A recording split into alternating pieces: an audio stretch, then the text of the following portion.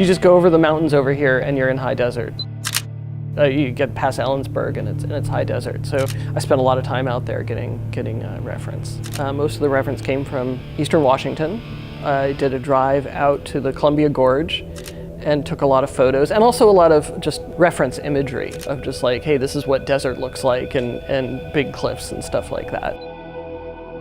That drive was 2 days. It was 8 hours down, 8 hours back, and I'm not even sure I spent the night. I did, I must have spent the night down there. So while it was definitely made for the Southwest, the local reference was out in the Columbia Gorge. Good morning and welcome to the Black Mesa Transit System. This automated train is provided for the security and convenience of the Black Mesa Research Facility personnel.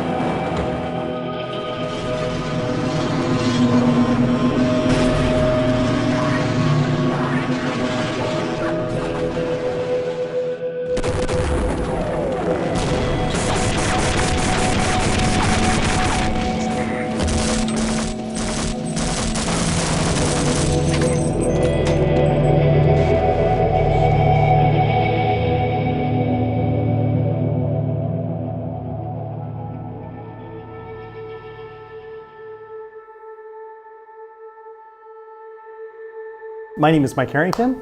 I was co-founder at Valve. I wasn't really used to big companies. When I started at Microsoft, it wasn't that big. It was like 1,500 people, like a big high school. 9 years later, it was significantly bigger. I'm thinking, oh, this place is too big. And that was still like 1996, so they had a long ways to go.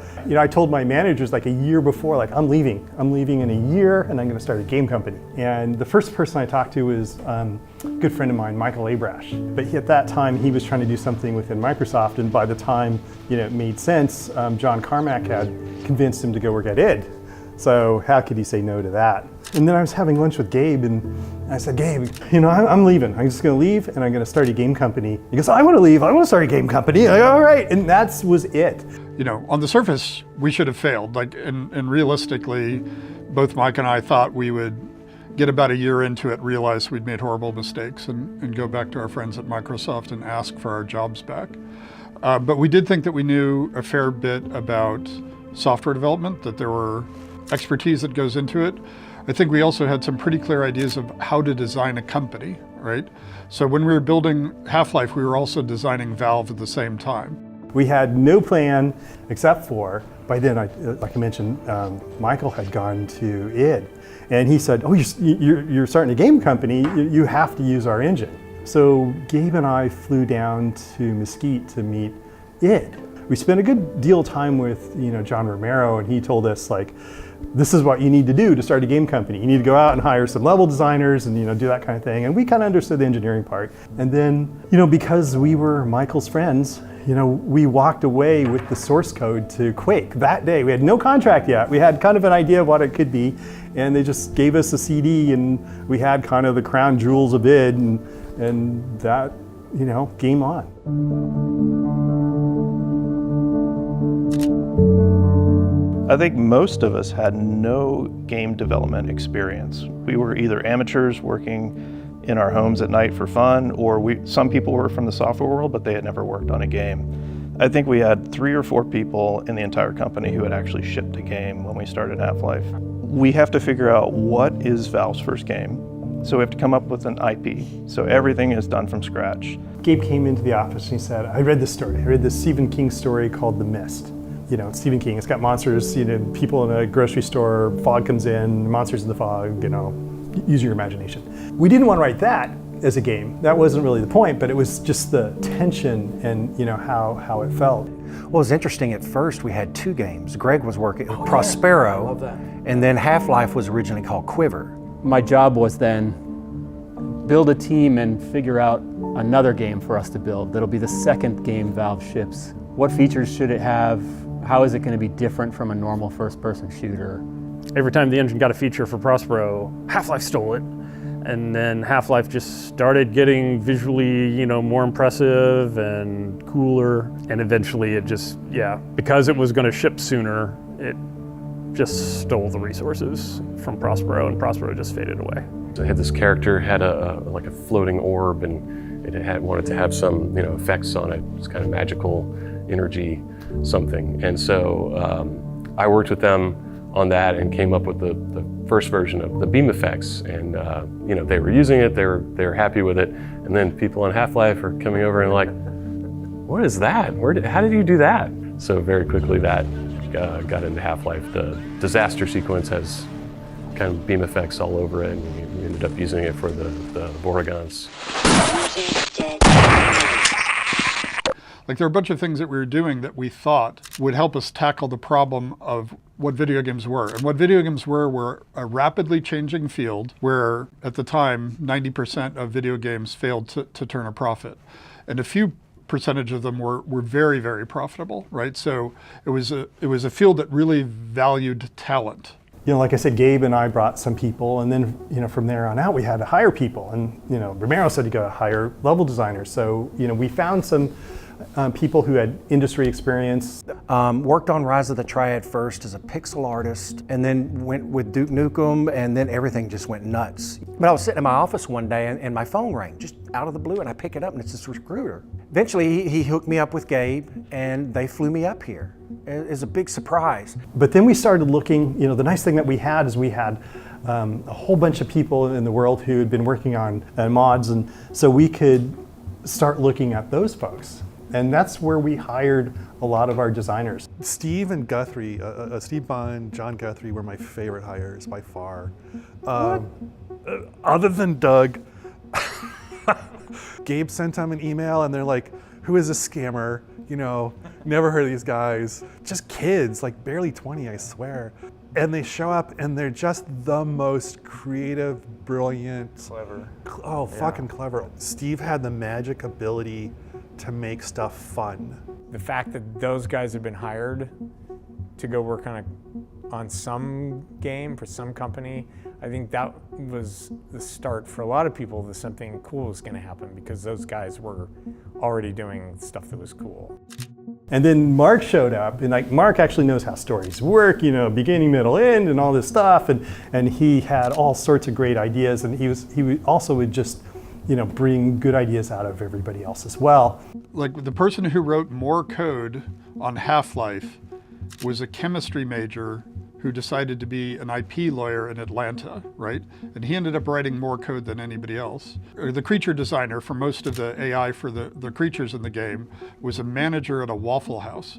It's not like there are a bunch of people that you could say, oh, this person has a PhD in video game design. It was that combination of both finding those people when it wasn't necessarily easy to find them at that stage in the video game industry, and then also convincing them that it was a better place to work than anybody else.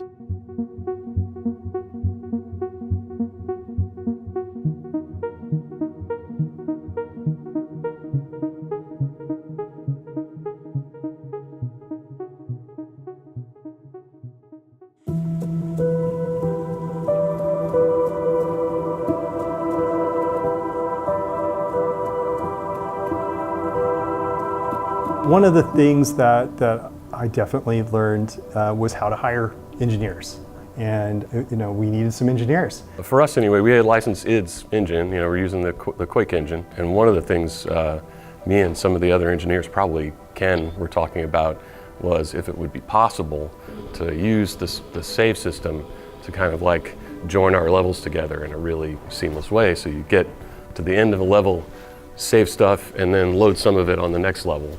And have it just feel like, the world's all connected.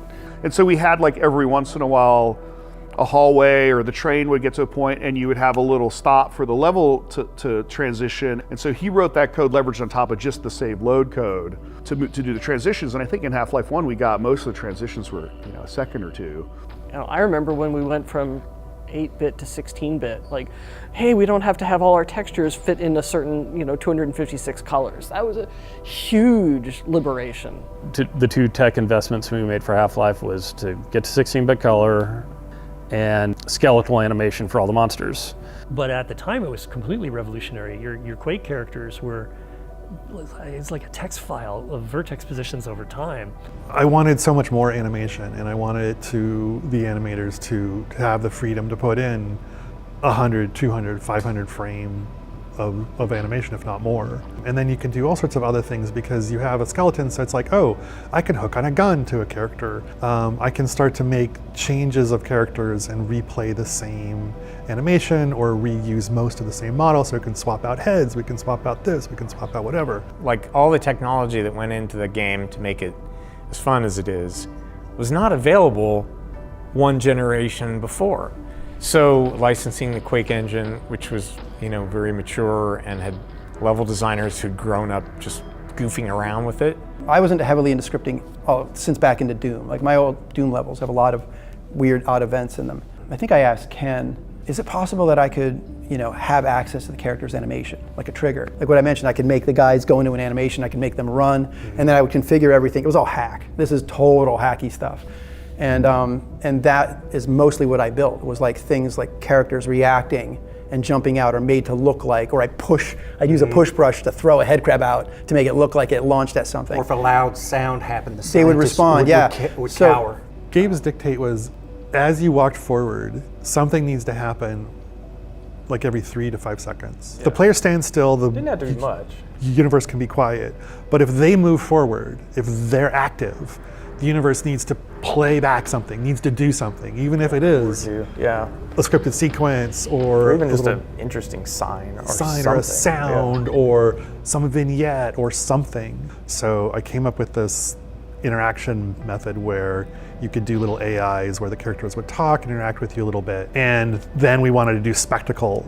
And that was scripted sequences where you could tell a character, you need to run here and then jump into this animation, and then have a bunch of you all synchronize your animation because it's somebody flying through the air, they're smashing something, or they're doing something like that.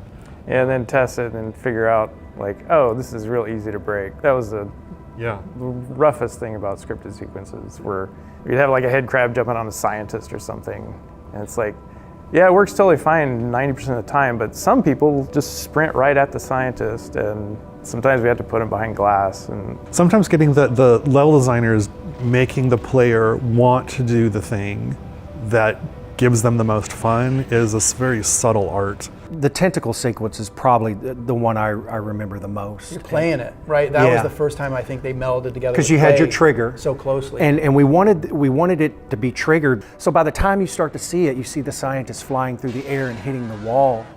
Then you could look in and you could see the scientist being carried away. The tentacle itself is separate; it's on its own, and you bring the two together, mesh them together, and boom. It felt so seamless though, and that for me was like. Moments like that, and that might have been the first one, is when you start to see the scripted events and play start to blend a little bit more than just ambience. For God's sake, open the silo door! They're coming for us! It's our only way out!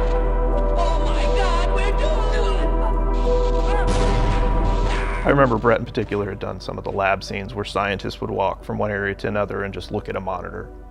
And it gave them a little bit of life. A ton of the work that went into that area was because we knew it was going to be the beginning of the game, and we really needed to make it a vibrant and interesting, fun place to be and explore.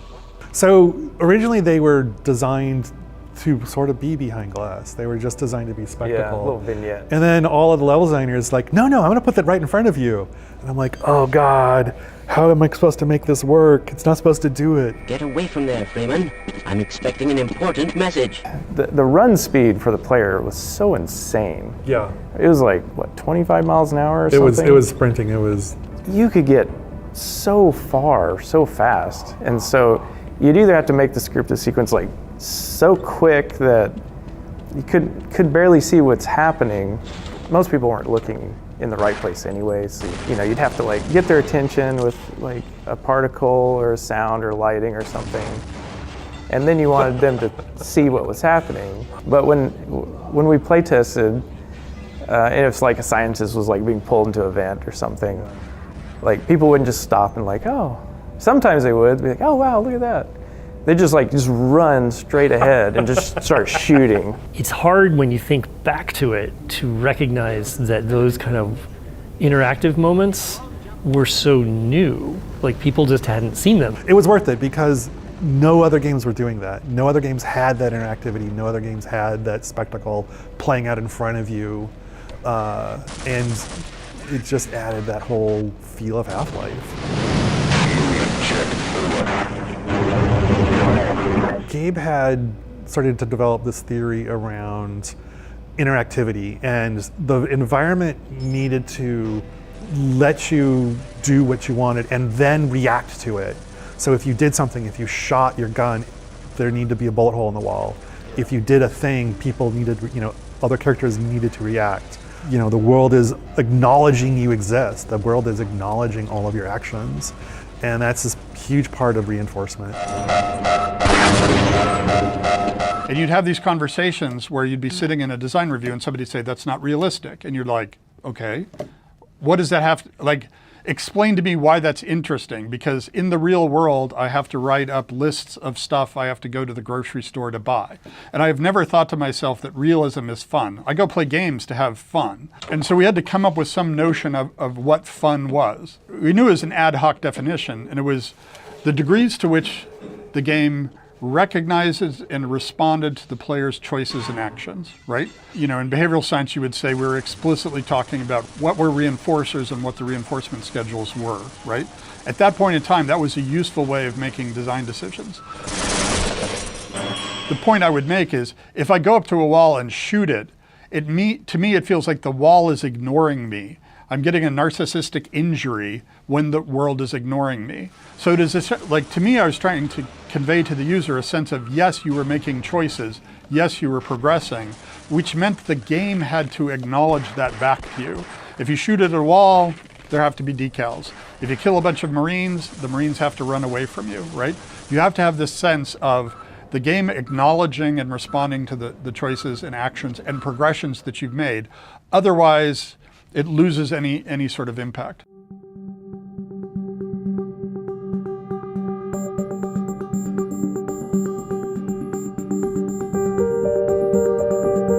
Ted and we were on the same page in terms of what the game should look like, which would be just sort of alien in a very naturalistic kind of way.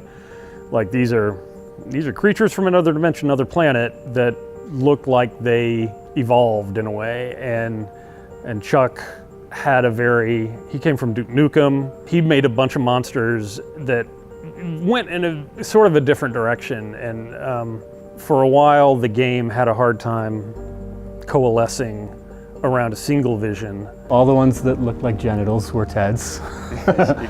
And all the ones with shiny bits that looked like alien soldiers were Chuck's. That was a thing when I first came in, Ted's style and mine. And trying to figure that out. Trying to find the harmony between the two to make it work. Yeah. Ted he really liked the Wayne Barlow aesthetic, and I had a little bit different, but it worked. Ted made these really weird. He did the head crab. That's pretty much the symbol of it all. And I remember taking his head crab and putting it on a scientist and making the zombie. Right. Well, we pretty much we talked, and it's like, okay, you do that, and Ted did the soldiers, I did the scientists, I did a lot of the aliens, and with the Hornet gun, I did the Hornet gun for that one as well too. The alien slave. Well, I did some animations for the bull squid or bull chicken. I have to call him that. But that's a Ted creature there. The hound eye was Ted's as well. Yeah, a lot of the fleshy. If it's got a lot of flesh on it, maybe too much. Yeah, that's a Tedism. You can always tell Ted's designs because they're much more aquarium than aquarium and/or unspeakables. Oh, Big Mama! I forgot about Big Mama. Oh God! It's a testicle, right? It's like so disturbed. I concepted a guy in sort of a NASA spacesuit, a scientist guy. He was actually modeled after a couple of programmers I know. Big, beefy, bearded Linux programmers, And so that's where the HEV suit sort of emerged out of. There was a lot of desire for not having a space marine or a soldier be the guy. And then Chuck Jones went off and did a pretty different version of him that became known as Ivan the Space Biker. Oh God. I remember telling myself, it's like anytime you make a screenshot, make sure it's good because you don't know where this is going to appear again. We didn't know that. And Ivan is the prime example of that one. So, you know, you're looking at, well, go look at Quake. It's like, okay, I'm looking at that, and he's got this incredibly boxy head. And you're always hearing, don't put too many polys in it. And it's like, okay, so Ivan got the square head. And it was kind of an early, just a rough prototype of a Gordon Freeman baby. And I remember we didn't know what Gordon looked like. So it's like I was looking for somebody and I found Mike Harrington. It's like, Mike, what does Gordon look like? I don't know. Put yourself in there.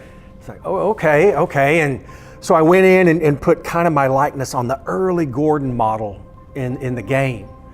And it kind of stayed there. Did you have a ponytail?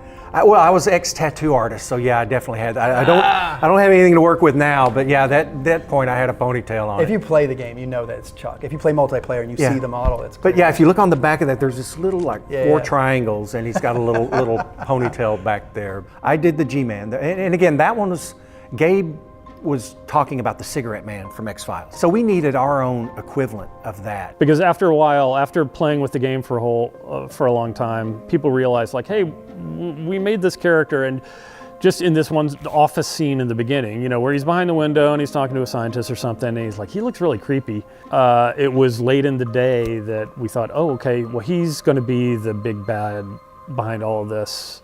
Like, scatter him around in places that you can't get to him, but he's there mysteriously.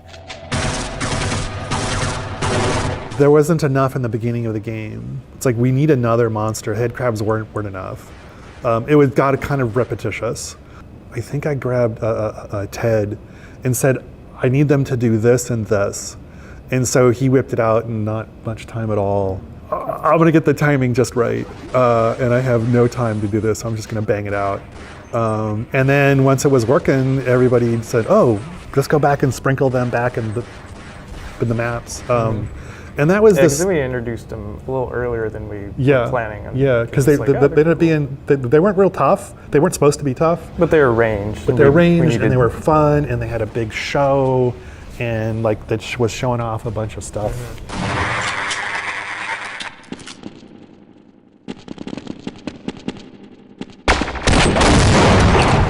I remember the assassin came in pretty late. That was it. It was like, okay, I have a week and a half. It was already done, it was already all modeled, already all animated, and the requirement was it couldn't have any new animations and any new anything. So had to come up, I grabbed a bunch of Steve Bond's AI and banged that thing out. I built a level, super crude, but it had all the right spacing and all the right heights and all the right, geometry. Again, it's just a presentation where this creature gets to shine, this enemy gets to shine, and is your entire focus for that scene. And it's kind of a memorable experience because it just takes place in a different fashion than other encounters, and you get knocked out, and there's all kinds of the lights go out, and you get dragged through a corridor and things. So again, it's something you remember in the game.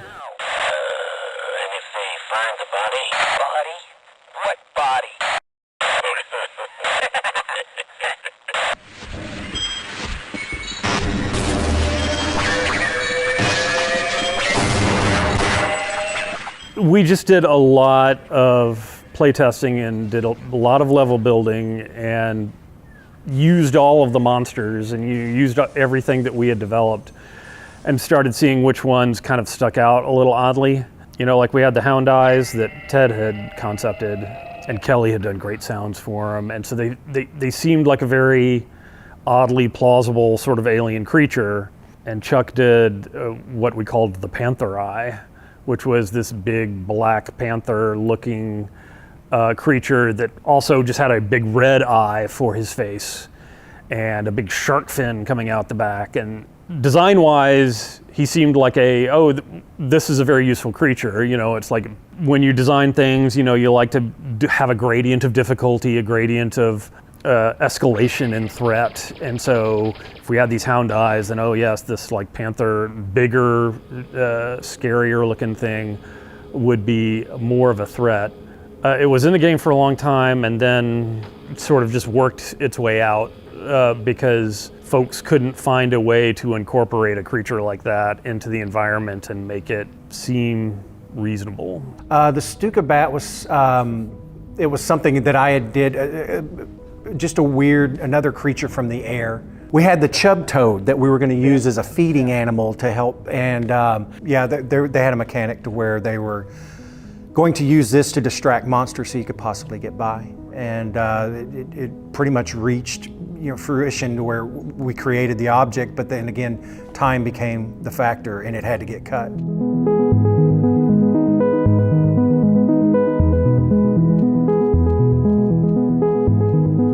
I grew up just outside DC, and so there's all these like big, really banal office buildings, and that's kind of the direction I went. So it started becoming a facility.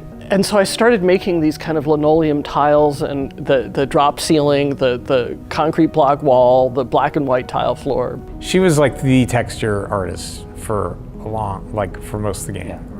It's just an overwhelming amount of work. Originally, I was hand painting all of the textures, and you can really see a shift in some of them where they go from hand painted to photo reference. The photo references are much, much better. So I was all over Seattle, Harbor Island, Gasworks Park, getting rusty metal things. What can I get good pictures of that is vaguely industrial and interesting to look at? And then how can we use this? And so, sides of boxcars, and I don't know how many hallways in Half-Life are, the side of a train car kind of thing. The Kirkland Costco. A lot of time in the Kirkland Costco, getting just packages of, I don't know why I needed snacks or something.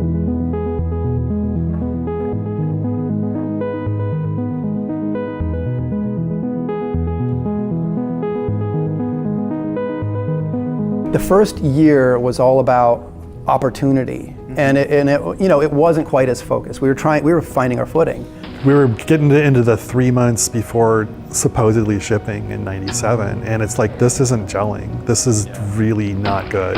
This is like, quick knockoff, cash grab, stupid, and let's not do that. There was a lot of disconnect between what all of the different groups were doing, what engineering was doing and what level design was doing and what animation was doing. We had a bunch of monsters that had no plans to get in the game because nobody else was assigned to work on them, and we had a bunch of levels that like, what's supposed to go in here? Oh, I don't know, everybody's gonna do a bunch of stuff, and like, no, that doesn't work that way. Yeah. So here we were, all these people doing all these cool things, and just everything's just this random collection of, oh, here's a cool moment and a cool this, and and then it's gone, and oh, now on to the next thing. Because the way we were building the game was every level designer was kind of his own silo, his own universe.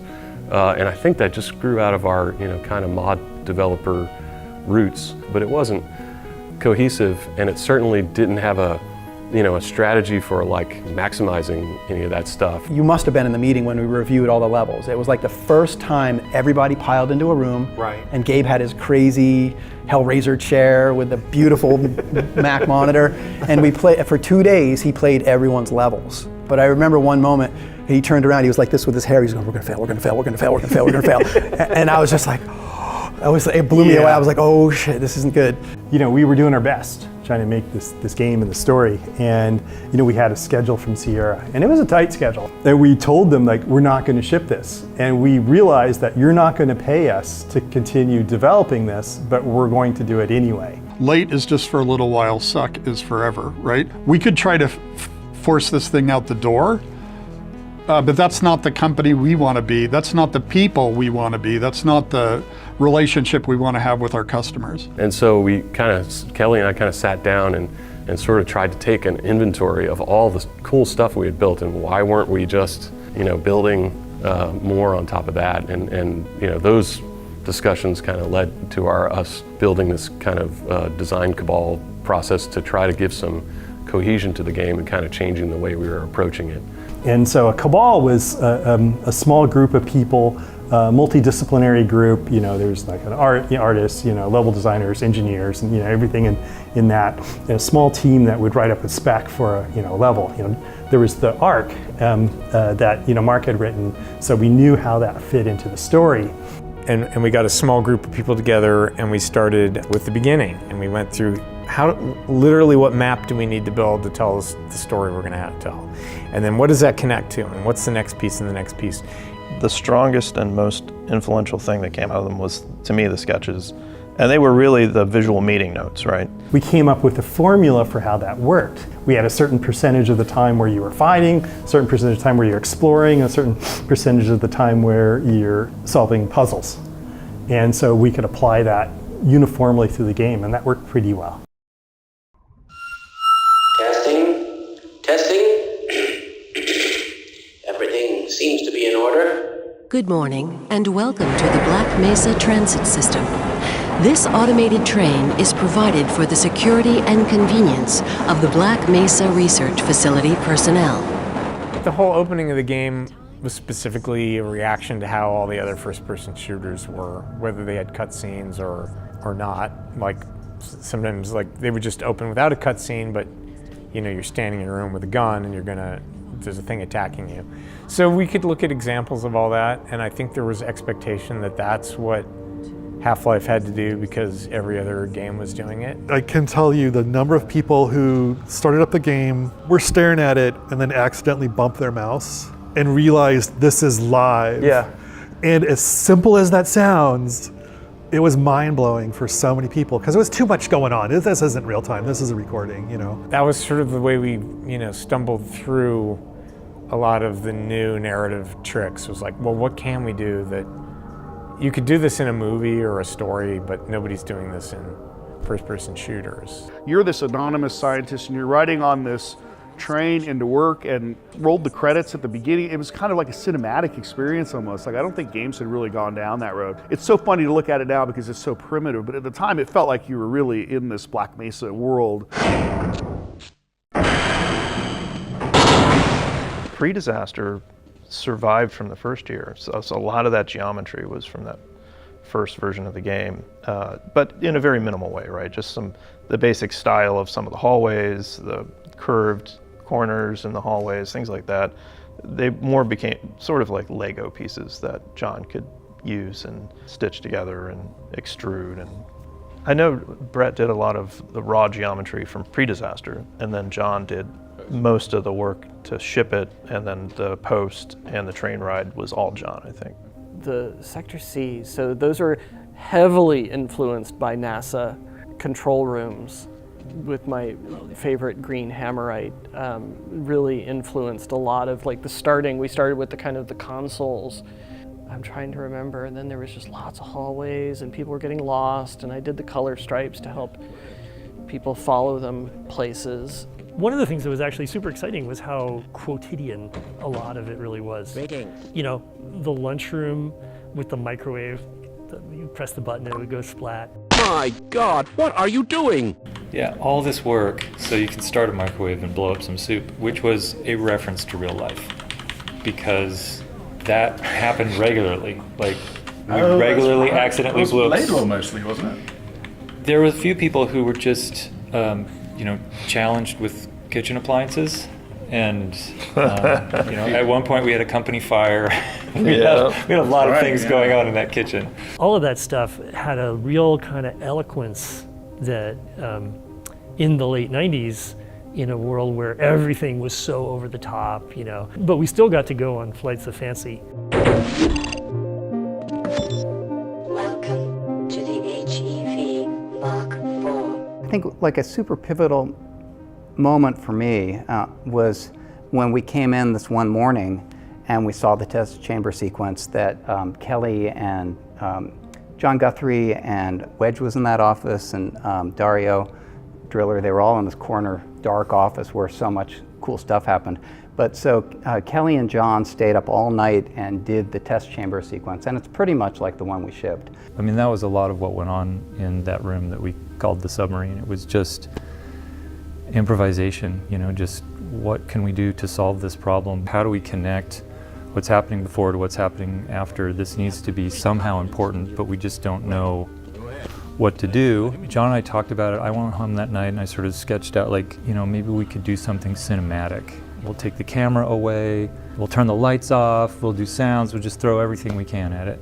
We built that basically that day. It was just a sort of a one-day throw it together. That's how fast we were moving. They had audio, right? We had yeah, it's like the heartbeat and the breathing, all that stuff was in there.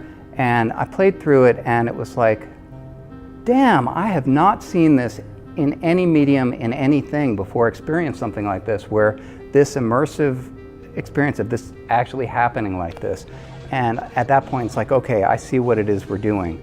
And it's this kind of immersive, unbroken experience that happens to you, the player. And then that was this key principle about how, you know, we never take you out of that role. Personally, the difference between before the disaster sequence and after the disaster sequence, I felt we really had, I had an understanding that this product was going to be special, or it was going to be possible, it was going to be tied together. Whereas before that, there was a lot of really good stuff and a lot of little things all disconnected.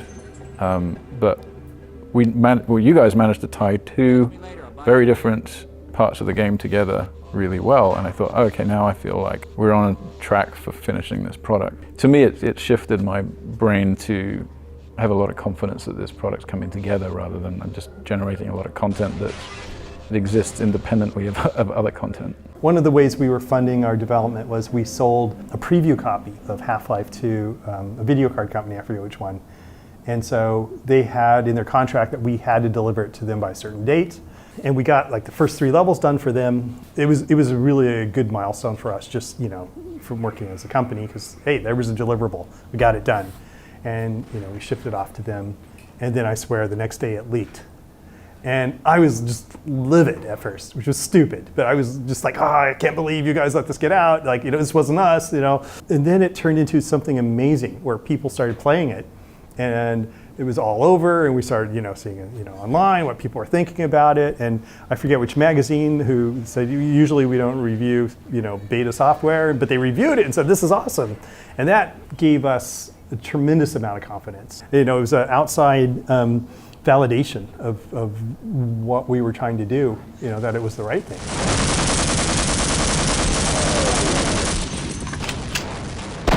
I think just with first-person shooters already, they were kind of like the valves of weapons you put into first person. You got to have a shotgun, and there's obviously a pistol. You know, you need your weapon that's going to make you struggle and you drive you to get another weapon. That was a lesson in how to make all of your weapons as orthogonal as possible, so each one did something completely different. All of the crazy weapons, those are my fault. So I did like the rocket launcher and the Gauss gun and the snarks. Oh, I like snarks. Snarks always made me laugh. It was just always funny to watch people run away from the snarks. The squeak grenade. It's called the snark, but I wanted something, little creature that you could bring up and hold, and you could throw it out and it would just start running. Because people were camping and everybody hated campers at that point. So you wanted the anti-camp weapon. But it was kind of, you could literally find a little hidey hole and just sit out there and just throw out 30 of them. And they're all over the map. I had a cat. And you'd sit there, you do your finger blue. Yeah, you do your finger towards him, and he'd get mad at you and he'd swat. So that was the inspiration for that particular animation. And then the other, that big alien creature with the, we needed some kind of alien weapon. Drew that one, built that one, animated that one, but that was also another one that whenever you could get in a corner and just shoot them in the air because the hornets would track. I think that was the biggest thrill, is brainstorming these with your crew, making them, building them, putting them in the game, and then playing with them, and then they're fun. So there's sort of a trope of having a melee weapon. I think it was Steve Bond and Ken Birdwell and I were saying we wanted a device where the world was reacting to you. It really goes back to that theory of fun. But we were just running around like idiots, smacking the wall. It's an odd thing to know in retrospect, but at the time it felt profoundly satisfying to be able to smack walls. And that was just an example of how that fairly abstract notion of what fun was ended up translating into a set of decisions that were really visceral. When you're going around whacking a wall, a crowbar is an obvious thing to whack the wall with.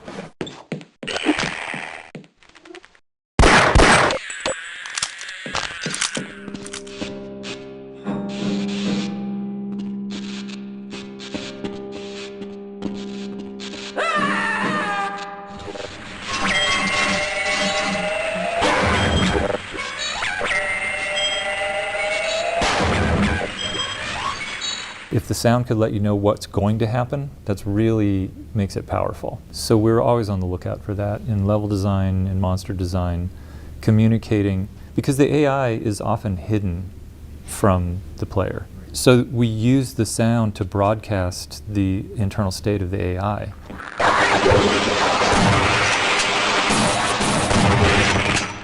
You know, soldiers, they tell you, I'm injured, I'm going to throw a grenade, I'm taking cover. You know, they are broadcasting as constantly as they can what's about to happen. So it was really important to try to keep those states distinct so that as you play the game, you're actually, whether you're aware of it or not, you're starting to be able to tell what's about to happen. We knew he was a musician too, so he could do sounds, but you know, he also decided he was going to write the sound engine. And then he wrote the soundtrack. And he'd never written a soundtrack before, and he wrote the whole, you know, soundtrack for the game, and it won an award, and it was crazy. There just weren't that many of us. You know, I had a little bit of a background playing music. I understood the sound engine really well, so it was really easy for me to just hook sounds in, and I understood enough about the level design side that I could kind of connect those things a little bit. The sounds could come from anywhere. And then I just heavily modified them. Usually those are animal sounds, reversing, changing the pitch, chopping them up and rearranging them. Head crabs were rats. The little squeaky, yeah, that's a rat slowed way, way down and then reversed. Yeah, the DSP stuff was another cool thing that Kelly built. When you got an event, it sounded like you were an event, and that wasn't really happening, I guess, at least in Quake and other games I was playing back then.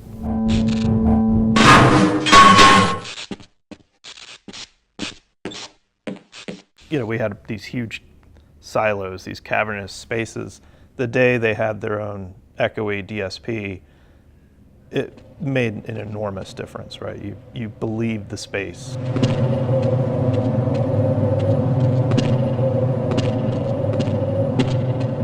Kelly tells me, oh God, Chuck Jones asked him if the characters could speak and have their mouths move. And Kelly said, you know, that's super easy. You know, I could just look at the audio and see if they're talking and do that. But like getting their mouth to move is stupid, he says to me. And I look, Chuck Jones told me the same thing. I told him making the mouths move was super trivially easy, but knowing when they're talking and knowing how to follow the envelope of the speech would be impossible. And Kelly and I just both looked at each other and like, oh. And so I went back to my office and he went back to his office. And I think within an hour, the characters were talking and their mouths were moving. And it was only because we sat there at lunch bitching about an animator who was 100% right. Why are you leaving me here? Scientist conversations, Kelly and I made that. When they're next to each other, one scientist will occasionally play a question and the other one will give him an answer. And it's not a script, you know, it might not always make sense. I am rather looking forward to this analysis, aren't you? I don't think so. But it had a bunch of personality. It was really cool. And I worked on getting those guys to look at you and turn their heads. When we first added the ability for scientists to respond to the player and other things in the environment, I would call them response rules. The first time that went in, they came flying down the elevator, and one of them looks at you and goes, "Oh, hello, Gordon." And then they explode into a pile of jibs at the bottom. Hello, the automatic diagnostic and announcement system welcomes you to the Black Mesa Research Facility. Remember, have a secure day.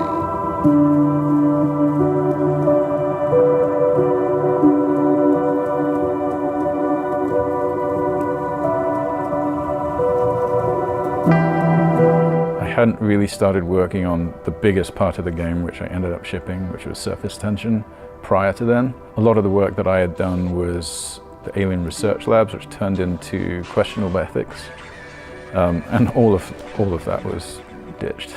There were some concepts made it through, but everything was rebuilt from zero. But you know what did make it through was Power Up. Yeah, basically that geometry survived completely intact. It was so closely designed for that creature that because the creature survived, the levels survived along with it. Yeah, there's this sort of central circular thing where you have to rotate the train, and you have to kill the Gargantua first because he was always defending the way out.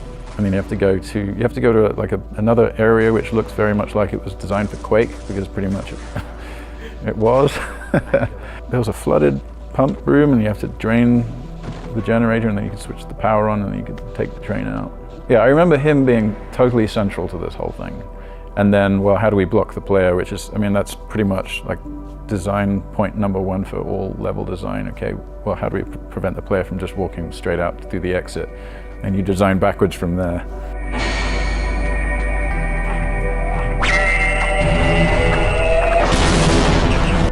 In the first year, we built a lot of world space, a lot of track as we call it, and the programmers would try to fit the AI into the existing maps. What we did the second year was we built the AI in very constrained environments that showcase the AI. Let's make the ideal space for the AI and then give that to the level designers to incorporate those elements into their map so that it worked better and was more interesting. And that Gargantua was an example of that. And the grunts especially. Yeah, we had the AI that Steve had been working on, and he had designed all these interesting encounters with them just in his test map, and so he had them up high and down low, and so basically we just sort of re-leveraged that and say, okay, let's start where the player comes in low, and there's a Marine on the same level, and then the next one they're up high, and then they come running down. Because it was really neat to see them retreat. They'd try to run back up the stairs and try to flank you from another side. Steve Bond, like I mentioned earlier, was this really young guy who had been making mods in Quake C, really the designer for so much of the AI. I mean, all the stuff that's good about the soldiers, the grunts you fight in Half-Life. Yeah, we had a little bit of a language we could sort of use to say, this is a place they can climb. This is a place they can jump to. This is a good place to hide. These are good places to go in general, or interesting places. So, the AI had a little bit of help.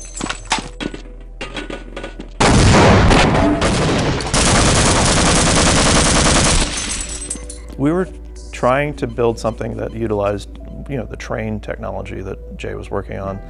And we thought, well, let's give the player something that they can control, but in a limited way. We couldn't do vehicles like you see in Half-Life 2. So we did the most constrained vehicle we could think of, which was the train. Players didn't always bring the train with them. And so you had a bunch of these poor people walking down these tunnels. Oh, is that why you electrified the rail? Yeah, and the rails that was part of the feedback. From that.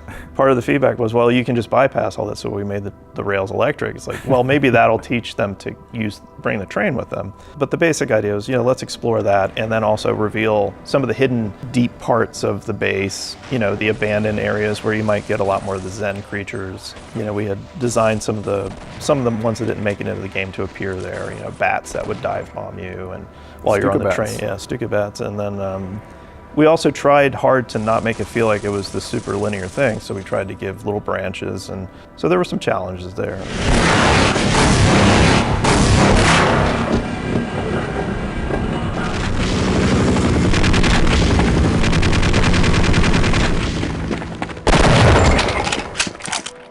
Well, there was a really good sketch that Kelly Bailey made, which basically charted surface tension, and it was pretty extensive. Like, it went through the cliffside, and it went through areas where tanks were, and like a lot of soldier holdouts. Yeah, it even went through the desert with the cactuses and the helicopters, and then across a dam. It was pretty extensive.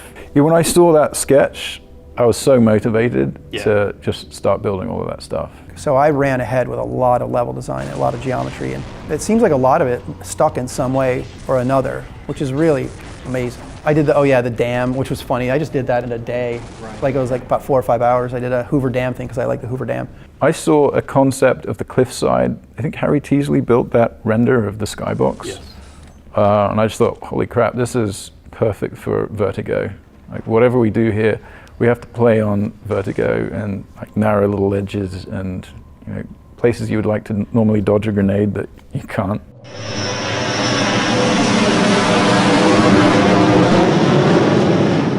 And that's the moment. That's really the big part of that level, is that reveal. And the play is kind of supports it afterward. Yeah. The helicopter comes in, you're fighting the helicopter, which is awesome.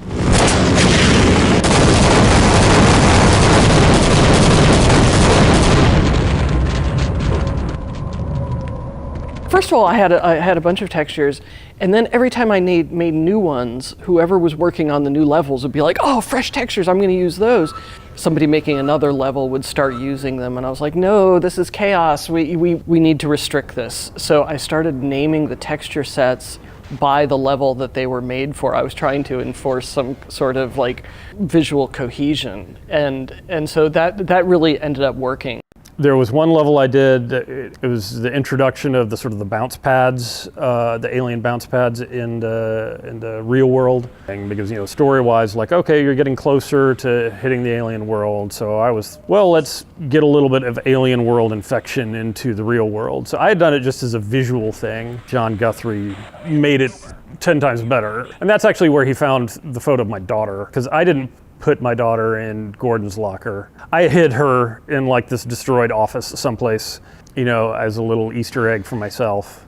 And John went and put my daughter's photo in Gordon's locker, which I think was a good decision.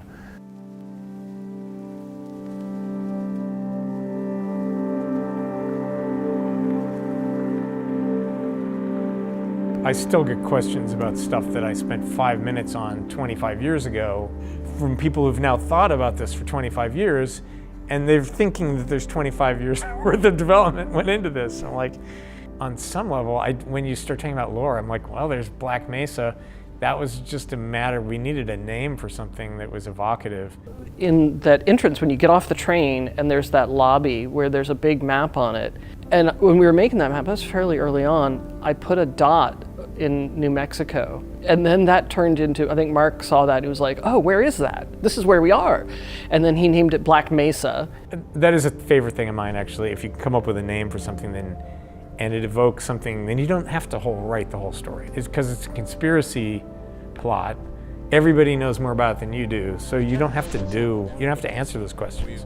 You just keep raising questions and make the mystery kind of thing. Like dialogue came in later. Also, a lot of the scripted sequences came in later, and those helped to kind of sharpen the storytelling aspect of it, because, setting expectations to get up to the surface and then like, oh no, they're not here to help us. The whole thing about diegetic writing, right? Like keeping the exposition in the game instead of outside the game. I give a lot of credit to Mark. After playtests, we'd realized that maybe you need more of a dialogue cue about something. That's when we started to do like scientists who were literally pop up in a corner and go that way. There's a few of those that we stuck in right at the end when we'd like, well, we get one more session with Hal. He can say, go down here, go around that corner. Well, so much for the government. Their idea of containment is to kill everyone associated with the program. Judging from your hazard suit, I'd say you were part of what went wrong. I knew Hal from San Francisco as an artist, cartoonist. He was also an animator and an actor in some science fiction movies. So when we got down to the wire, we did a bunch of voice casting and nothing was right. And I just kept thinking of Hal. And I finally just called him and said, Hal, I want you to at least talk to people here so they can hear your voice. And I got him on a speakerphone, and I had a bunch of people gathered in my office. And I'm like, okay, Hal, everybody's here. And he's like, well, what would you like me to say? And everybody was like, this is him. This is the guy. Why do we all have to wear these ridiculous ties? Another interesting voice thing was the G-Man. So we liked Mike Shapiro's work. So we knew we wanted to use him, but we brought him in to do Barney and also the G-Man. So we did a take on all the G-Man lines with kind of a straight voice, and it was thinking that, okay, we have something safe, but we're not super excited about it, and give us something else. And he does this crazy lizard voice. The border world, then, is in our control for the time being, thanks to you. Quite a nasty piece of work you managed over there. I am impressed. And we took it back, and everybody just loved the crazy lizard voice, and so that's how it worked out. Did you do the Nihilanth? I did. Okay. Ladies and gentlemen, the Nihilanth. Just imagine his head floating in space as a baby.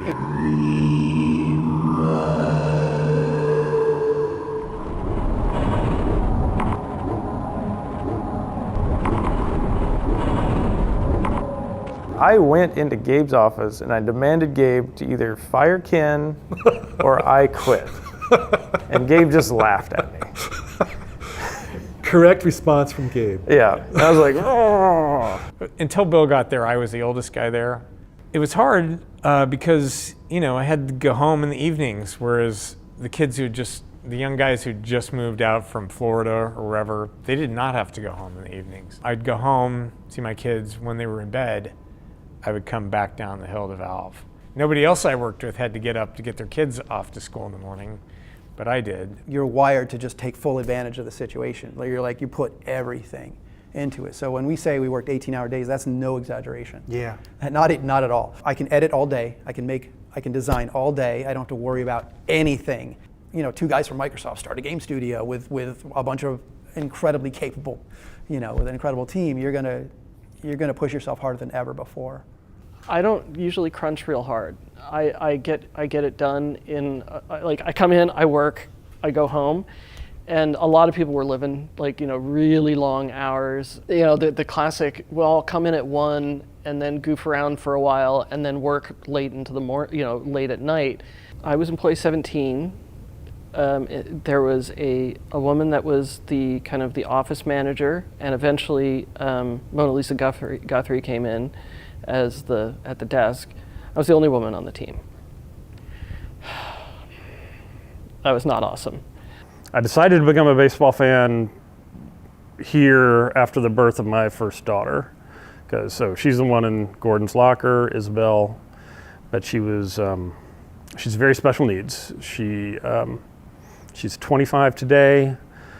Cognitively, she's about 3 years old. So after her birth, in the middle of Half-Life production, it was really hard. It was really hard because we were getting about 2 hours of sleep at a stretch because she had to be fed through a tube in her stomach every 2 hours. I had just a difficult time relating to the world when she was a baby. I had a hard time just talking to people because I was just kind of tired and angry all the time. Yeah, my wife, she worked at Valve for a while. She did a bunch of textures for the game. Like I said, she did those soda machines. She did just a bunch of level textures. She textured Big Mama, the sort of boss creature. She textured him. But when Isabel arrived, she obviously had a lot of issues. So I had to stop working and stay with her at home. And it was the last year of Half-Life, and we pretty much crunched that whole year. So I was at work a lot. It was hard. It was definitely a hard year.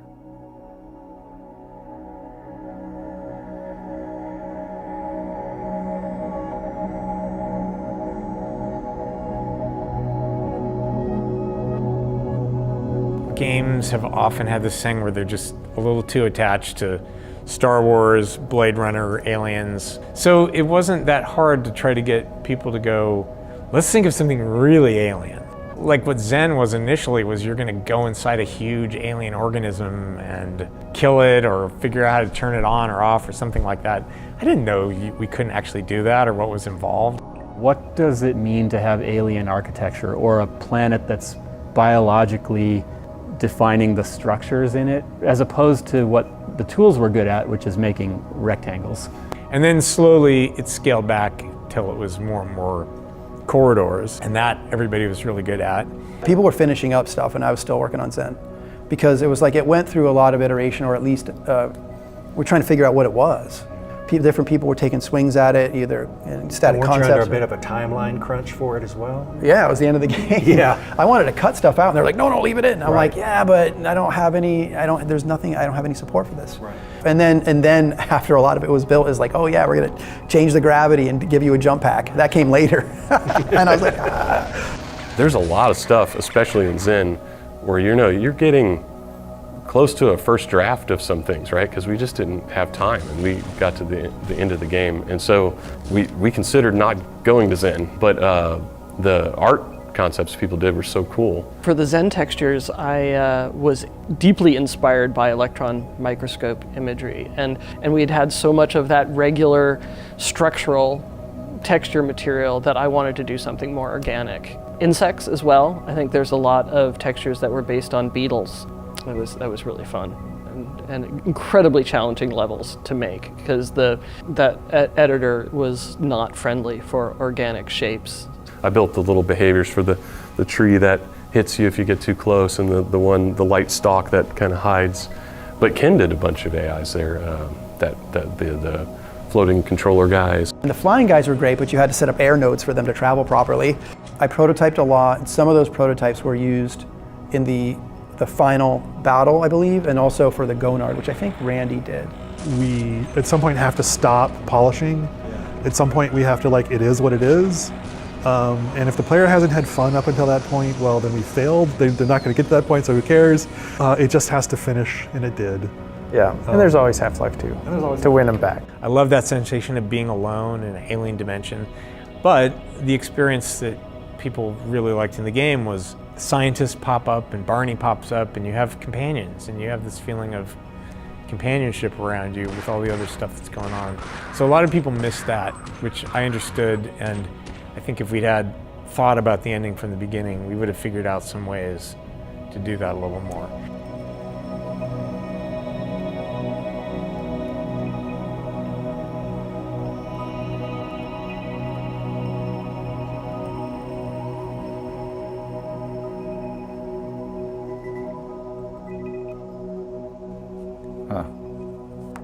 I remember coming back from downtown Cabo very drunk and then running to the beach, but didn't know there was like a 6-foot retaining wall there, so I just went right over.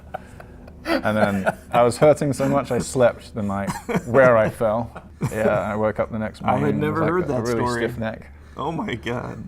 It's a good thing you were pretty young. I remember after we'd gone final on the game, I was home one morning, taking a shower, and my wife asked me, like, it's done. Is it any good? Is the game any fun? Like, I don't know. Like, I hope so. I don't think it's exaggerating by saying if any one of the crew had disappeared for a month, we wouldn't have shipped. It didn't matter who they were. Everybody was mission critical. My inspiration from Valve, what I really took away with me was that the thing that is most important to me is what are we making? Coming in as a texture artist, you don't have a lot of expectation that you're going to get to influence that. And I was able to have quite a bit of influence on the what. It was so fun to work with the people who were making Half-Life. The collection of people were diverse, at least like in their professional backgrounds, was kind of all over the place. And so figuring out how to work with all those people, but also just the fact that we had hired really stellar people who were good at collaborating, like they're conscientious people, deeply passionate about what they wanted to create. That just was a recipe for a professionally, like, really good time. It seems to me that one of the things that good games do is make 2 games worth of stuff and then throw away the bad game. And fortunately, like, Valve was able to do that. A lot of companies couldn't do that, but backstopped by Gabe and Mike, Valve could afford to do that. I always have absolutely nothing interesting to say when people say, would you reflect on your legacy? Like, I really don't look back a whole lot. I'm always excited by the future, right? So to me, it's like I can look back at the things we did, but to me, they're just sort of like the stepping stones to what we're going to be able to do in the future. That's just how I'm wired, right?